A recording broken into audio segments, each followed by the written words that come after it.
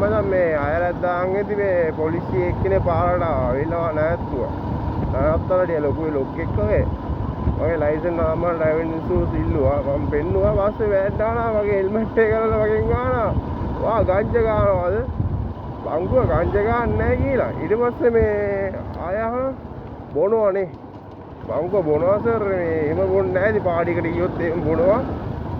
Cigarette ගානද කියලා. ඊට පස්සේ බංගුව සිගරට් උත් ගානවා. ඉතින් පාඩියකට ගියොත් තමයි නැත්තම් ගන්න නැහැ නේ. ඊට පස්සේ කියන ආයෙ දිගටම මම ගානවා ගංජ ගන්නද කියලා. බංගුව ගංජ ගන්න නැහැ. ඊට පස්සේ මෙයා කියන එන චෙක් කරමු. බංගුව ඊට පස්සේ චෙක් කරන් දෙයක් නැහැ. මම මේ ළඟදී චෙක් කරා මේ මා මෙඩිකල් එකෙන් මම චෙක් කරා 20000ක් කියලා දීලා ඒකට එනම් හවු වෙන්න එපා කියලා කිව්වා. බොරු කියන්න එපා පුතා. වාව දැක්කම කියන්න පුළුවන් ගංජ කරනවා කියලා. මිනිස්සුන්ගේ මූණ දැක්කම දැන් එහෙම ගංජ කරනවා කියලා කියන්න පුළුවන්ද? කියන්න පුළුවන් මිනිස්සු ඉන්නවා. ඒවාට එහෙම මේ හොඳට ඉන්න මිනිස්සුන් දැන් ගංජ කරනවා ගහන්න දාලා මේ කියලා කියන හරි නෑ නේද?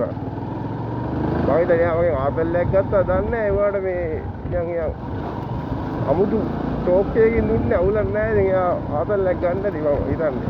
වීඩියෝ කරන්න නම් මුන්නේ නැහැ. ඕවා වීඩියෝ කරන්න කියලා පස්ස දා ගන්න බෑනේ බා.